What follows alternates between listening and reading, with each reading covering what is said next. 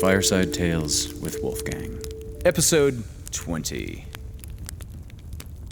Originally broadcast on GWC Productions YouTube channel, CAPS Media Television Channel 6, KPPQ-LP Ventura at 104.1 FM, and on the KPPQ Podcast Network.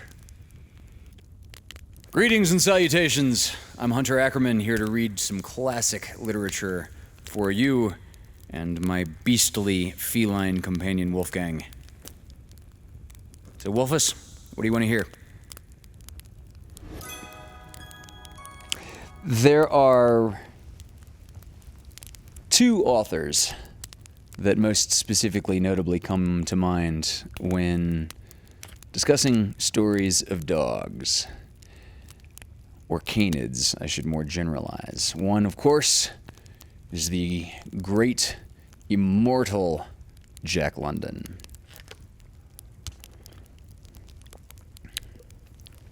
The other one is this guy, Walter Dyer.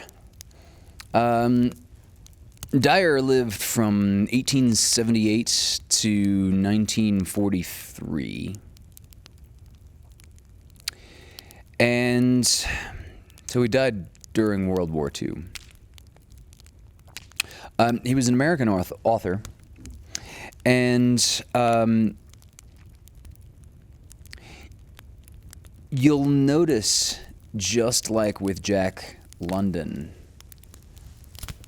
there's a dog character in this that isn't just set dressing, that isn't just a monster or a creature who moves without motivation. There's a dog in this who is very much a character with its own inner life. And the dog's inner life, you will see, moves the plot forward in a meaningful way.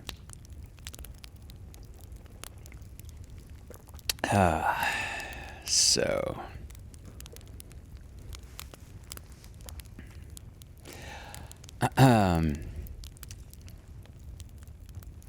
this story is called Gulliver the Great by Walter A. Dyer. It takes place somewhere in the early 1900s. It was a mild evening in early spring, and the magnolias were in bloom. We motored around the park, turned up a side street, and finally came to a throbbing standstill before the Churchwarden Club. There was nothing about its exterior to indicate that it was a clubhouse at all, but within, there was an indefinable atmosphere of early Victorian comfort. There was something about it that suggested Mr. Pickwick. Mr. Pickwick was an old serial, so there was a series of publications. It was also Charles Dickens', I think, first novel. So it was kind of like a sitcom of the time, but in print. Old prints of horses and ships and battles hung upon the walls, and the oak was dark and old. There seemed to be no decorative scheme or keynote, and yet the atmosphere was utterly distinctive. It was my first visit to the Churchwarden Club, of which my quaint, old-fashioned Uncle Ford had long been a member, and I was charmed. We dined in the Rathskeller. Now, the Rathskeller would be like a cellar that is converted to be, say, a restaurant or a beer hall in the basement of a building. We dined in the Rathskeller, the walls of which were completely covered with long churchwarden pipes arranged in the most intricate and marvelous patterns. And after our mutton chop and ale and plum pudding, we filled with the choicest of tobaccos the pipes which the old major domo brought us. Then came Jacob R. Enderby to smoke with us. Tall and spare he was, with long, straight black hair, large aquiline nose, and piercing eyes. I disgraced myself by staring at him. I didn't know that such a man existed in New York, and yet I couldn't decide whether his habitat should be Arizona or Cape Cod. Enderby and Uncle Ford were deep in a discussion of the statesmanship of James G. Blaine when a waiter summoned my uncle to the telephone. Now, I neglected to state that my uncle, in his prosaic hours, is a physician, and this was a call. I knew it the moment I saw the waiter approaching. I was disappointed and disgusted. Uncle Ford saw this, and he just laughed. "Ah, cheer up," said he. "You needn't come with me to visit the sick. I'll be back in an hour, and meanwhile, Mr. Enderby will take care of you. Won't you, Jake?" For an answer, Enderby arose and, refilling his pipe, took me by the arm while my uncle got into his overcoat. As he passed us on the way out, he whispered into my ear, "Psst. Talk about dogs." I heard, and I nodded. Enderby led me to the lounge, or loafing room, an oak-paneled apartment in the rear of the floor above, with huge leather chairs and a seat in the bay window. Save for a gray-haired old chap dozing over a copy of Simplicicus, the room was deserted. But no sooner had Enderby seated himself on the window seat than there was a rush and a commotion and a short, glad bark, and Nubbins, the steward's bull terrier, bounded in and landed at Enderby's side with canine expressions of great joy. I reached forward to pat him, but he paid absolutely no attention to me. At last his wriggling subsided, and he settled down with his head on Enderby's knee, the picture of content. Then I recalled my uncle's parting injunction. "Friend of yours?" I suggested. Enderby smiled. "Yes," he said. "We're friends, I guess." And the funny part of it is that he doesn't pay attention to anyone else except his master. They all act with me that way. Dogs do. And he pulled Nubbin's stubby ears. "Natural attraction, I suppose?" said I. "Yes, it is," he answered with the modest frankness of a big man. "It's a thing hard to explain, though there's a sort of reason for it in my case." I hopefully pushed toward him a little tobacco-laden teakwood stand. He refilled it and lighted it. "It's an extraordinary thing, even so," he said, puffing. "Every dog, nowadays, seems to look upon me as his long-lost master, but it wasn't always so. I hated dogs, and they hated me."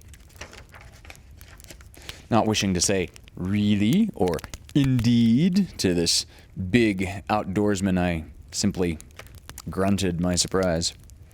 "Yes, we were born enemies. More than that, I was afraid of dogs.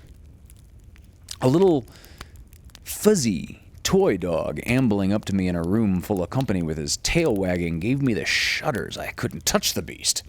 And as for big dogs outdoors, I feared them like the plague. I would go blocks out of my way to avoid one.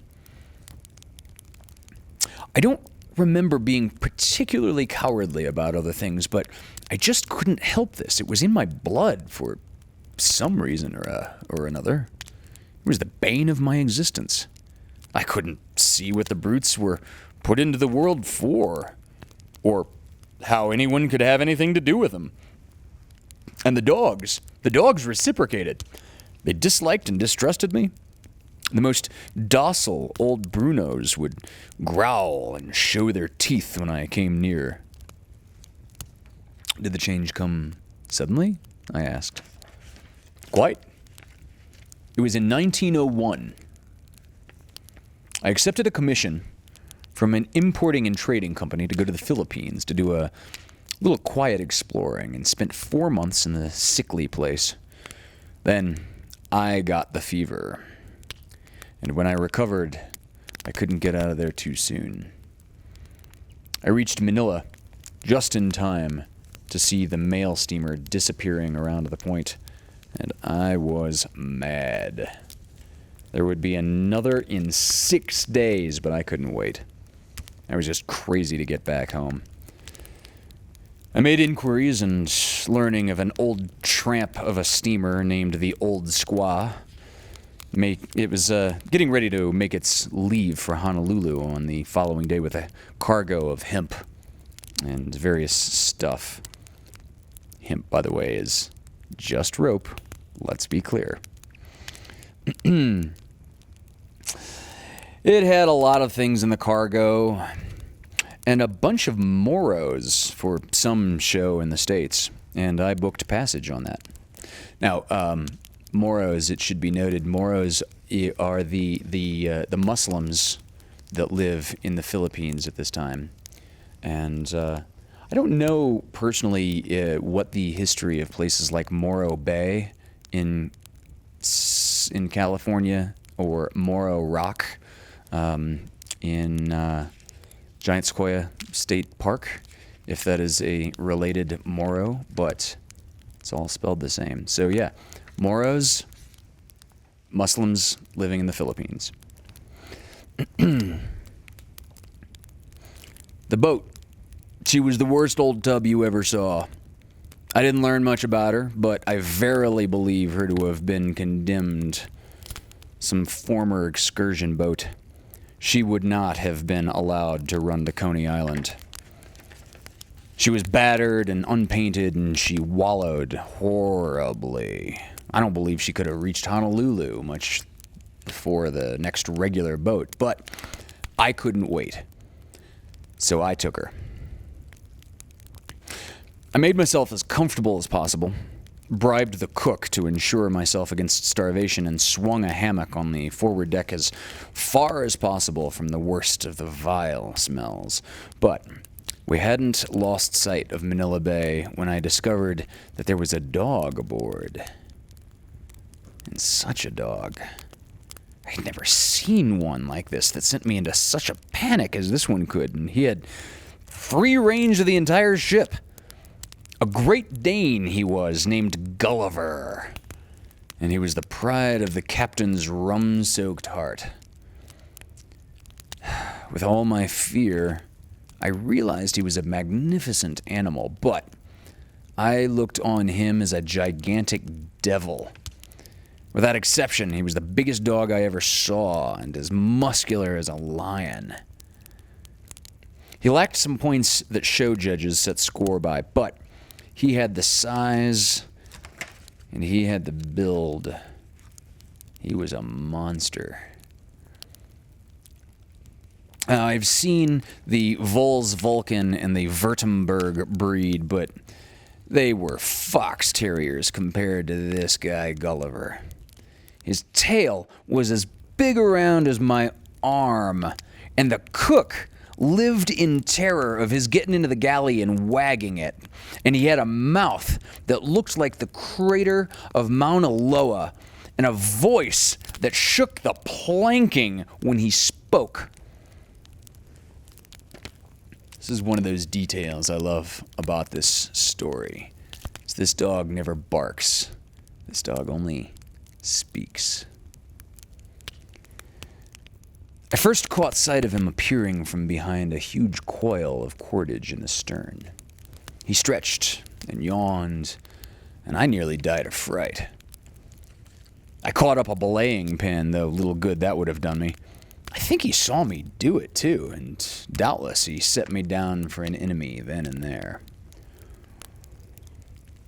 We were well out of the harbor, and there was no turning back. But I would have given my right hand to be off that boat. I fully expected him to eat me up, and I slept with that belaying pin sticking into my ribs in the hammock and with my revolver loaded and handy. Fortunately, Gulliver's dislike for me took the form of sublime contempt. He knew I was afraid of him, and he despised me for it. He was a great pet with the captain and with the crew, and even the Moros treated him with admiring respect when they were allowed on deck. I couldn't understand it. I would have as soon made a pet of a hungry boa constrictor.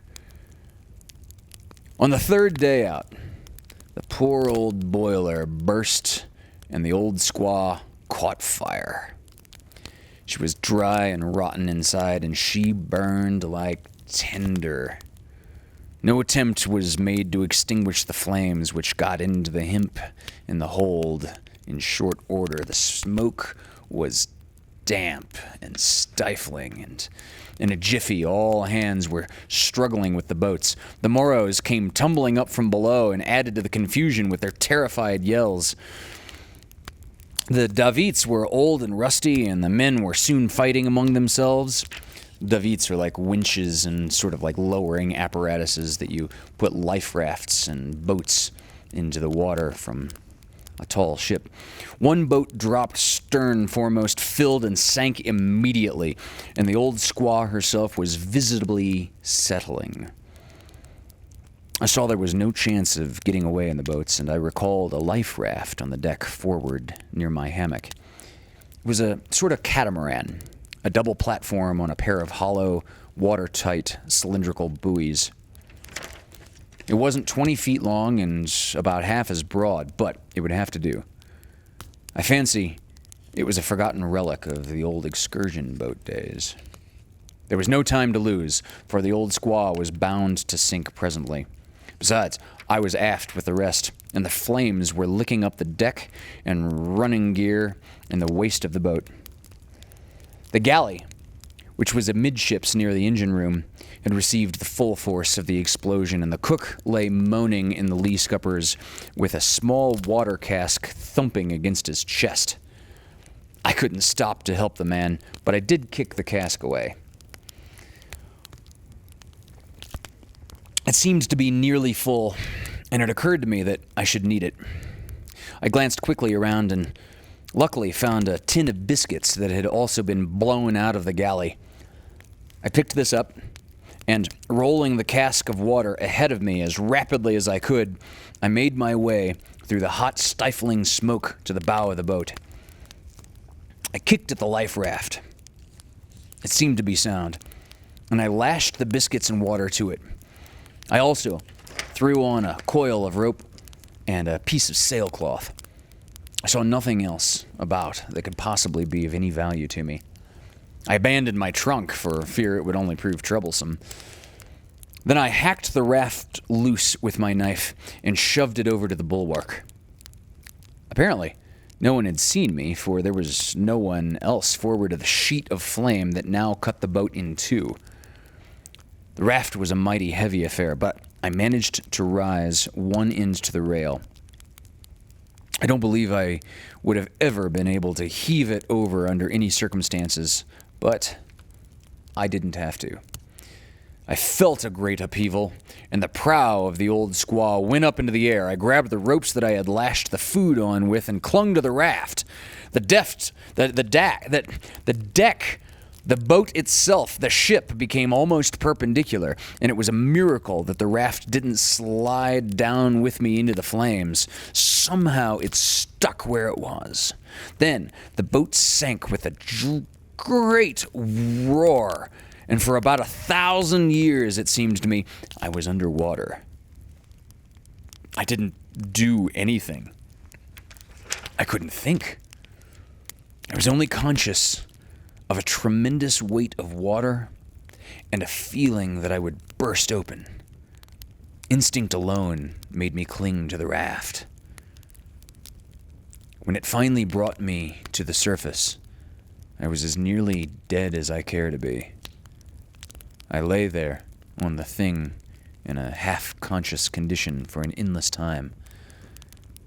If my life had depended on my doing something, I would have been lost. Then gradually I came to and began to spit out salt water and gasp for breath.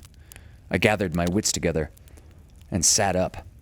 My hands were absolutely numb, and I had to loosen the grip of my fingers with the help of my toes. Odd sensation, that. Then I looked about me. My biscuits and water and rope were safe, but the sailcloth had vanished. I remember that this annoyed me hugely at the time, though I don't know what earthly good it would have been. The sea was fairly calm, and I could see all about. Not a human being was visible, and only a few floating bits of wreckage. Every man on board must have gone down with the ship and drowned, except myself. Then I caught sight of something that made my heart stand still. The huge head of Gulliver was coming rapidly toward me through the water. The dog was swimming strongly, and it must have leapt from the old squaw before she sank. My raft was the only thing afloat large enough to hold him, and he knew it. I drew my revolver, but it was soaking wet and useless. Then I sat down on the cracker tin and gritted my teeth and waited. I had been alarmed, I must admit, when the boiler blew up and the panic began, but that was nothing to the terror that seized me now, seeing that beast swim toward my raft. Here I was, all alone on top of the Pacific Ocean, with this horrible demon making for me as fast as he could swim. My mind was benumbed, and I could think of nothing to do. I trembled, and my teeth rattled. I prayed for a shark. I prayed for an actual shark. But no shark came. Soon, Gulliver reached the raft and placed one of his forepaws on it, and then the other. The top of it stood 6 or 8 inches above the water, and it took great effort for the dog to raise himself. I wanted to kick him back, but I didn't dare to move. Gulliver struggled mightily. Again and again he reared his great shoulders above the sea, only to be cast back, scratching and kicking at a lurch of the raft. Finally, a wave favored him, and he caught the edge of the under platform with one of his hind feet. With a stupendous effort, he heaved his huge bulk over the edge and lay sprawling at my feet, panting and trembling. Enderby paused and gazed out of the window with a big sigh, as though the recital of his story had brought back some of the horror of his remarkable experience. Nubbins,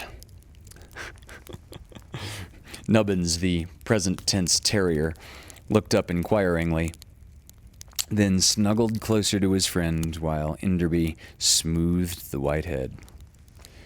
Well, he continued, there we were.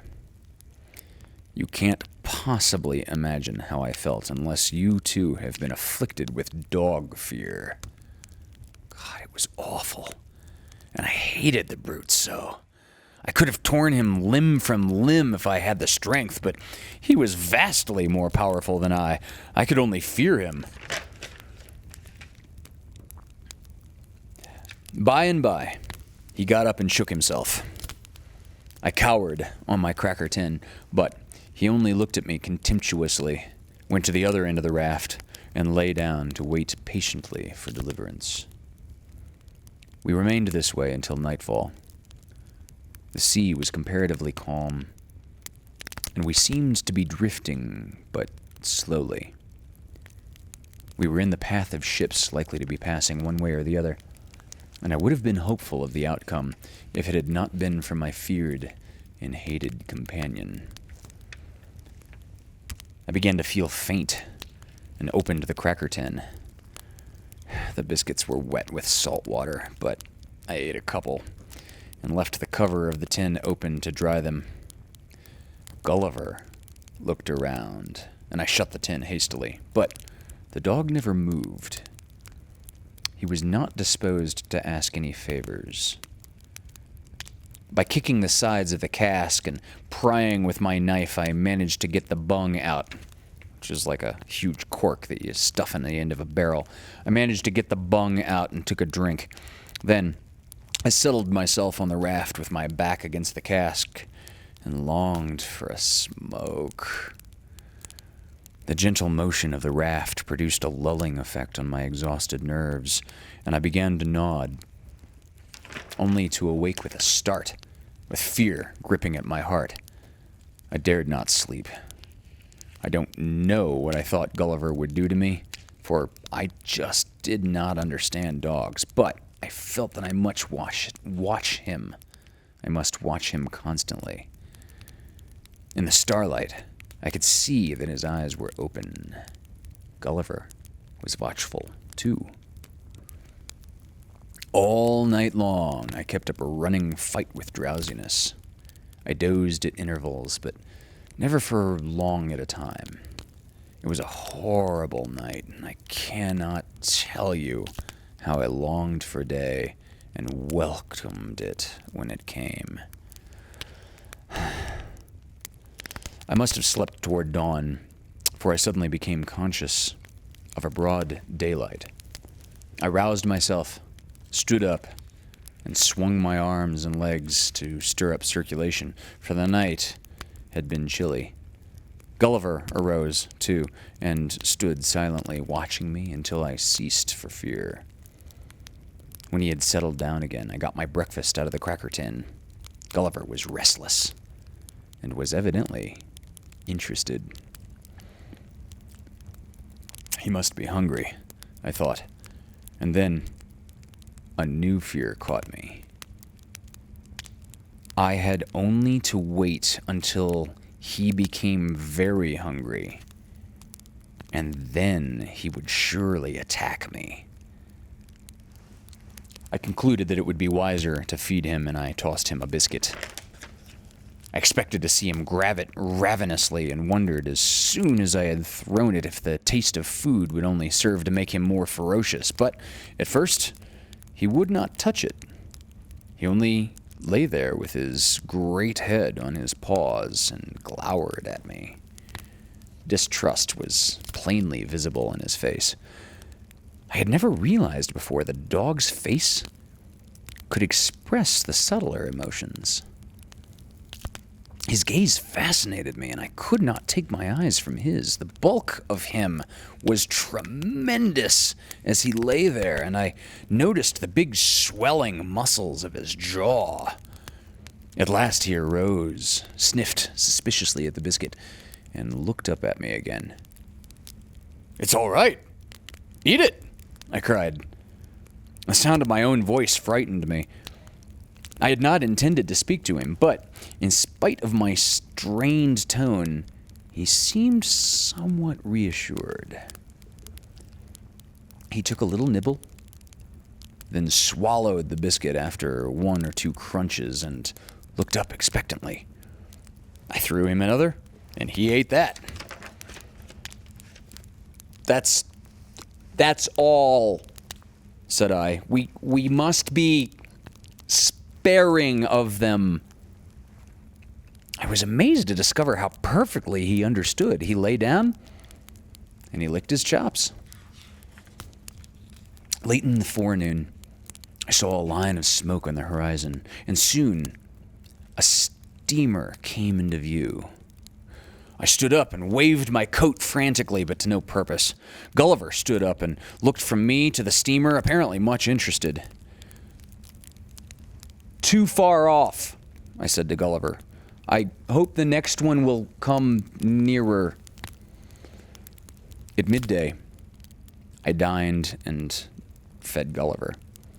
This time, he took the 2 biscuits, quite without reserve, and whacked his great tail against the raft. It seemed to me that his attitude was less hostile, and I wondered at it. When I took my drink from the cask, Gulliver showed signs of interest. I suppose dogs get thirsty too, I said aloud. Gulliver rapped with his tail. I looked about for some sort of receptacle and finally just pulled off my shoe, filled it with water, and shoved it toward him carefully with my foot. He drank gratefully. During the afternoon, I sighted another ship, but it was too distant to notice me. However, the sea remained calm, and I did not despair.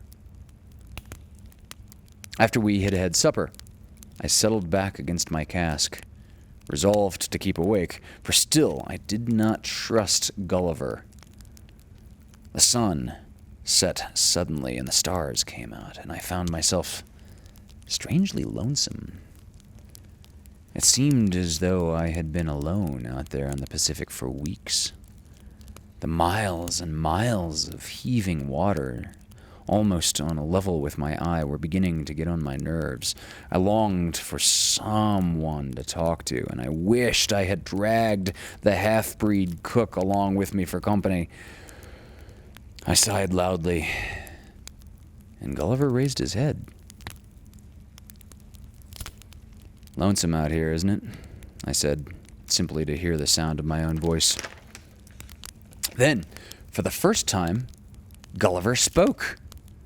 He made a deep sound in his throat, and with all my ignorance of dog language, somehow I knew it wasn't a growl. Then I began to talk. I talked about everything. The people back home and all that, and Gulliver listened. I know more about dogs now, and I know that the best way to make friends with a dog is to talk to him. He can't talk back, but he can understand a heap more than you think he can. Finally, Gulliver, who had kept his distance all this time, arose and came toward me. My words died in my throat. What was he going to do?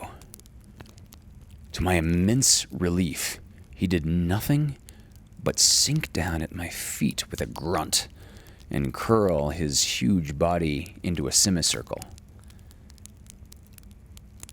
He had dignity, Gulliver had. He wanted to be friendly, but he would not presume. However, I had lost interest in conversation and sat, just watching him, wondering. In spite of my firm resolution, I fell asleep at length from sheer exhaustion and never woke again until daybreak. The sky was clouded over and our craft was pitching.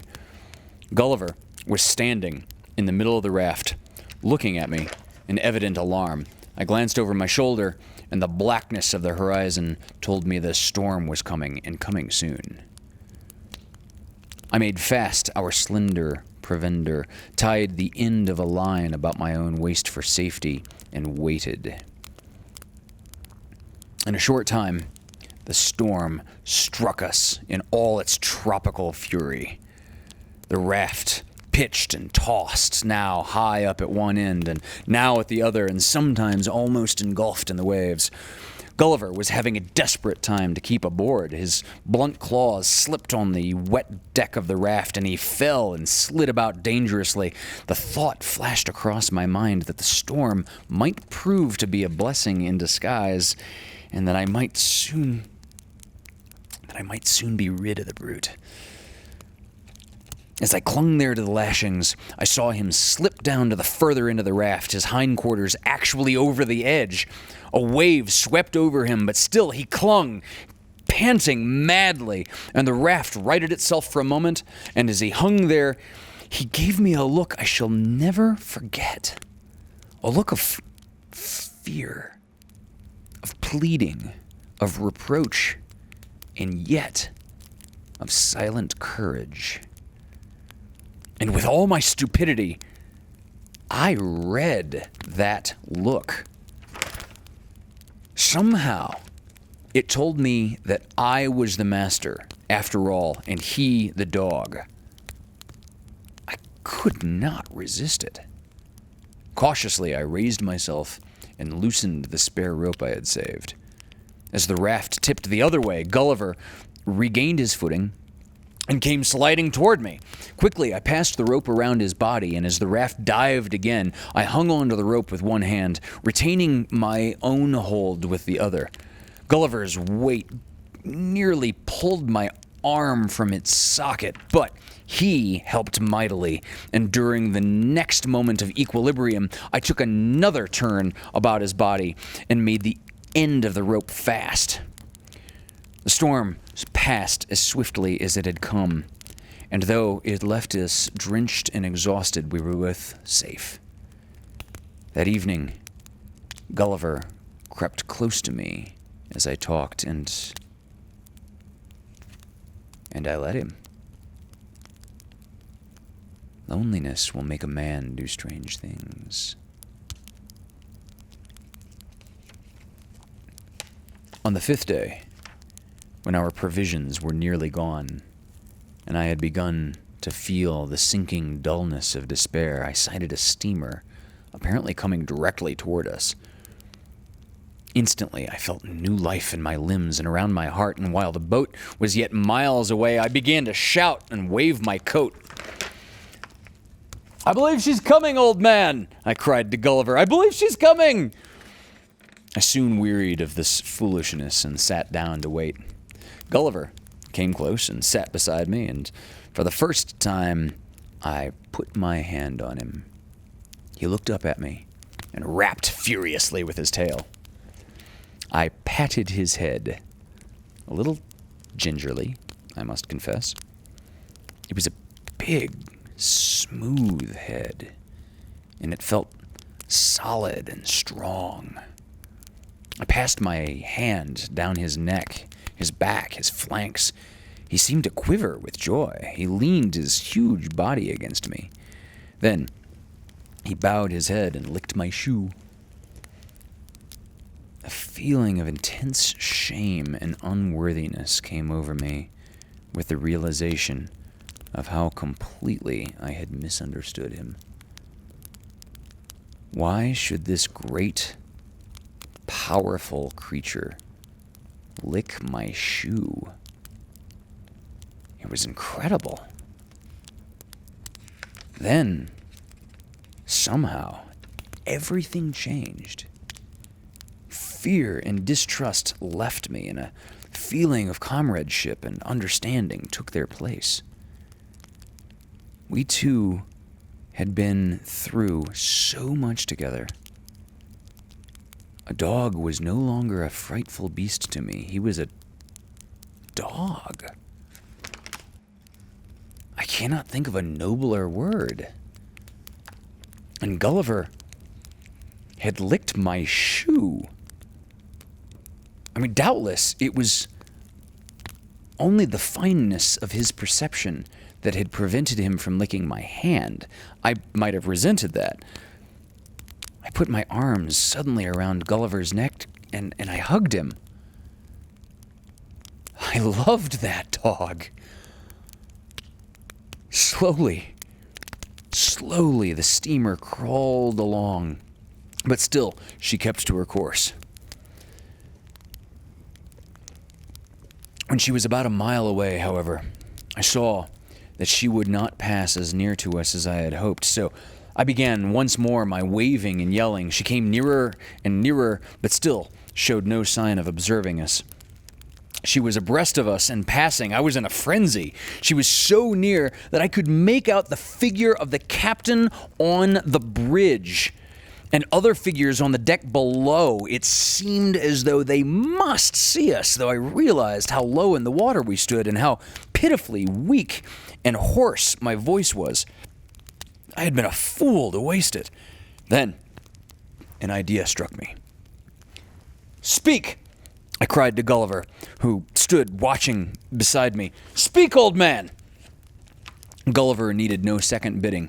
A roar like that of all the bulls of Bashan rolled out over the Pacific. Again and again, Gulliver gave voice, deep, full, and powerful.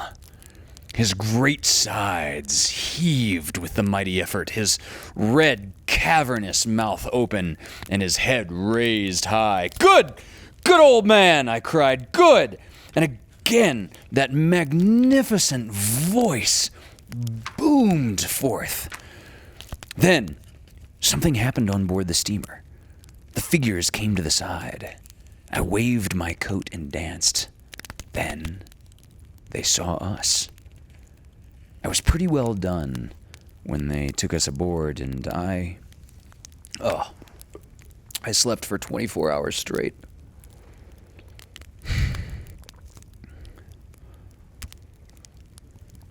When at last I woke, there sat Gulliver by my bunk. And when I turned to look at him, he lifted a great paw, and he put it on my arm.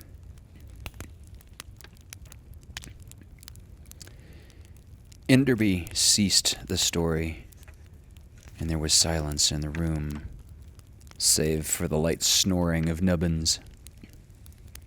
You took him home with you, I suppose? I asked. Enderby nodded. And you have him still? I certainly wanted to have a look at that dog. But he did not answer. I saw an expression of great sadness come into his eyes as he gazed out of the window, and I knew that Jacob Enderby had finished his story.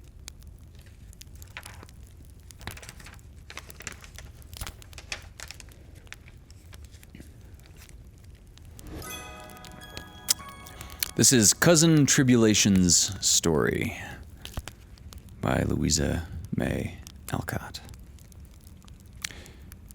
Dear Marys, as a subject appropriate to the season, I want to tell you about a New Year's breakfast, which I had when I was a little girl.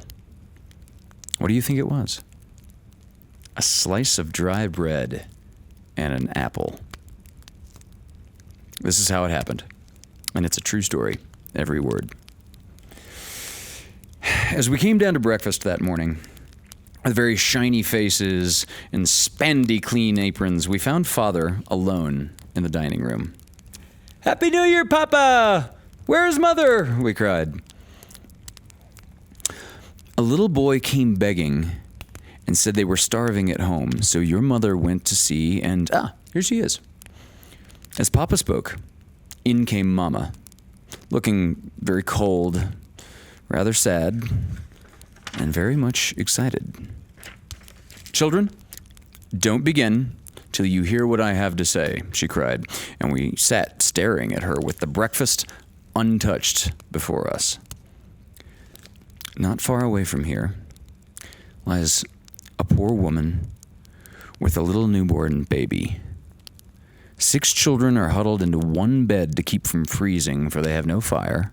There is nothing to eat over there, and the oldest boy came here to tell me they were starving this bitter, cold day. My little girls, will you give them your breakfast as a New Year's gift? We sat a minute, silent, and looked at the nice hot porridge, the creamy milk, good bread and butter, for we were brought up like English children and never drank tea or coffee or ate anything but porridge for our breakfast. I wish we'd eaten it up, thought I, for I was rather a selfish child and very hungry. "I'm so glad you came before we began," said Nan cheerfully. May I go and help carry it to the poor little children? Asked Beth, who had the tenderest heart that ever beat under a pinafore. I can carry the lassie pot, said little May, proudly giving the things that she loved the best. And I shall take all the porridge, I burst in, heartily ashamed of my first feeling. You shall put on your things and help me. When we come back, we'll get something to eat, said Mother, beginning to pile the bread and butter into a big basket. We were soon ready, and the procession set out. First Papa, with a basket of wood on one arm and a coal on the other. Mama next, with a bundle of warm things and the teapot. Nan and I carried a pail of hot porridge between us, and each a pitcher of milk. Beth brought some cold meat. Mary, she carried the little lassie pot and her old hood and boots. And Betsy brought up the rear with a bag of potatoes and some meal. Fortunately, it was early, and we went along back streets, so few people saw us and no one laughed at the funny party. What a poor, bare, miserable place it was, to be sure. Broken windows, no fire, ragged clothes, wailing baby, sick mother, and a pile of pale, hungry children cuddled under one quilt, trying to keep warm. And how the eyes stared so big and huge, wondering, and the blue lips smiled as we came in. Ach, mein Gott! It is the good angels that come to us, cried the poor woman with tears of joy. Funny angels in woolen hoods and red mittens, said I, and they all laughed. Then we fell to work, and in 15 minutes, it really did seem as if fairies had been at work there. Papa made a splendid fire in the old fireplace and stopped up the broken window with his own hat and coat. Mama set up the shivering children around the fire and wrapped the poor woman in warm things. Betsy and the rest of us spread the table and fed the starving little ones. Das ist gut. Ah, nice, dear angel kinder, cried the poor little things as they ate and smiled and basked in the warm blaze. We'd never been called angel children before. We thought it was very charming. I mean, especially I, who had often been told I was a regular Sancho. What fun it was. And Papa, with a towel for an apron, fed the smallest child. Mama dressed the poor little newborn baby as tenderly as if it had been her own. Betsy gave the mother gruel and tea and comforted her with the assurance of better days for all. Nan, Lou, Beth, and May flew about among the 7 children, talking and laughing and trying to understand their funny, broken little English. It was a very happy breakfast, though we didn't get any of it. And when we came away, leaving them all so comfortable and promising to bring clothes and food by and by, I think there were not in all the world any happier children than the hungry little girls who gave away their breakfast and contented themselves with a bit of bread and an apple on a New Year's Day.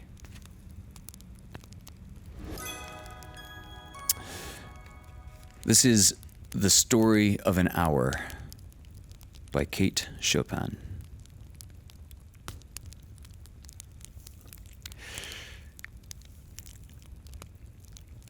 Knowing that Mrs. Mallard was afflicted with heart trouble, great care was taken to break to her as gently as possible the news of her husband's death. It was her sister Josephine who told her, in broken sentences, veiled hints that revealed and half concealing, her husband's friend Richard. He was there, too, quite near her. It was he who had been in the newspaper office when intelligence of the railroad disaster was received, with Brentley Mallard's name leading the list of killed.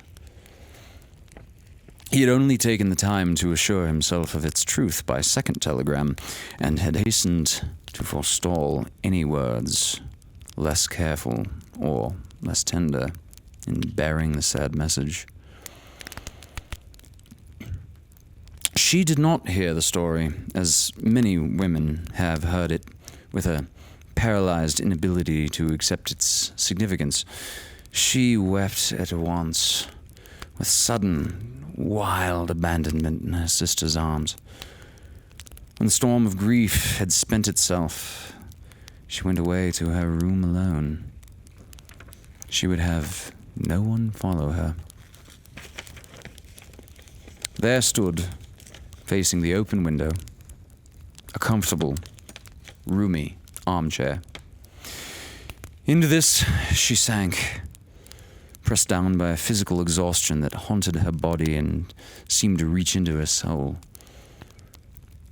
She could see, in the open square before her house, the tops of the trees that were all aquiver with the new spring of life.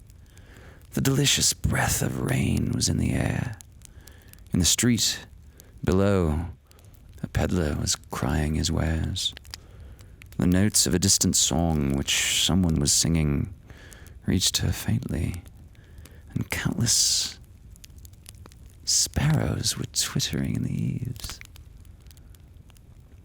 There were patches of blue sky showing here and there through the clouds that had met and piled one above the other in the west, facing her window.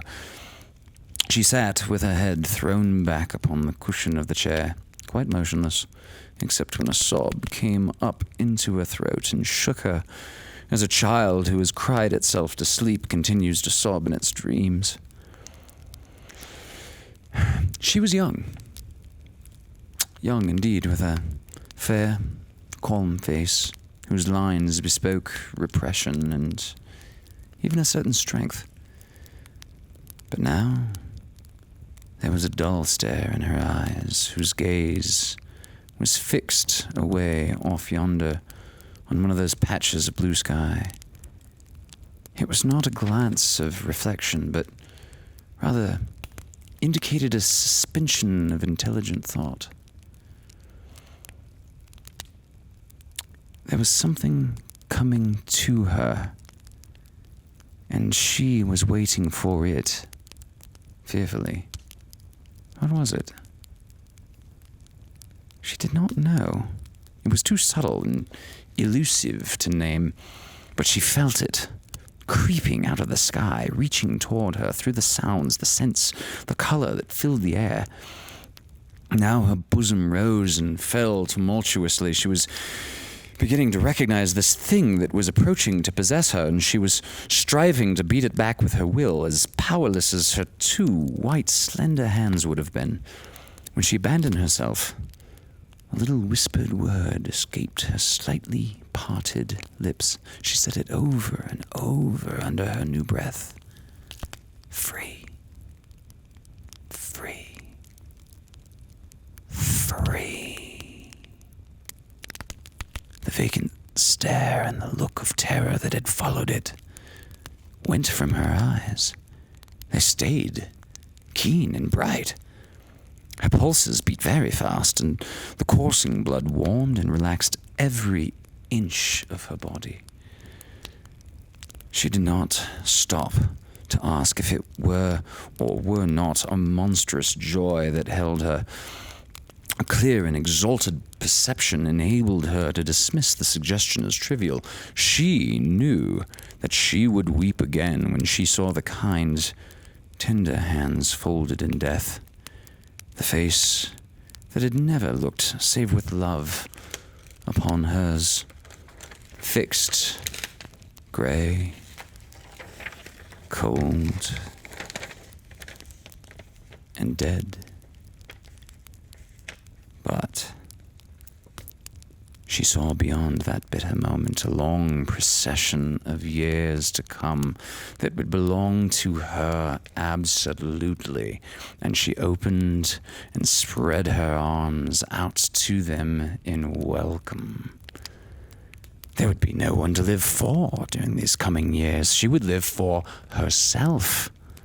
There would be no powerful will bending hers and that blind persistence with which men and women believe they have a right to impose a private will upon a fellow creature. A kind intention or a cruel intention made the act seem no less a crime as she looked upon it in that brief moment of illumination. And yet, she had loved him. Sometimes. Often she had not. What did it matter? What could love, the unsolved mystery, count for in the face of this possession of self-assertion, which she suddenly recognized as the strongest impulse of her being? She kept whispering, free, body and soul, free. Josephine was kneeling before the closed door, with her lips to the keyhole, imploring for admission. Louise, open the door, darling. I beg, open the door. You will make yourself ill. What are you doing, Louise? For heaven's sake, open the door. Go away. I'm not making myself ill. No. She was drinking in a very elixir of life through that open window. Her fancy was running riot along those days ahead of her, spring days and summer days and all sorts of days that would be her own. She breathed a quick prayer that life might be long. It was only yesterday that she thought with a shudder that life might be long. She arose at length and opened the door to her sister's importunities. There was a feverish triumph in her eyes, and she carried herself unwittingly like a goddess of victory. She clasped her sister's waist, and together they descended the stairs. Richards stood waiting for them at the bottom. Someone was opening the front door with a latchkey. It was Brentley Mallard who entered, a little travel-stained, composedly carrying his suitcase and umbrella. He had been far from the scene of the accident and did not even know there had been one. He stood amazed at Josephine's piercing cry and Richard's quick motion to screen him from the view of his wife. When the doctors came, they said she had died of heart disease. The joy that kills.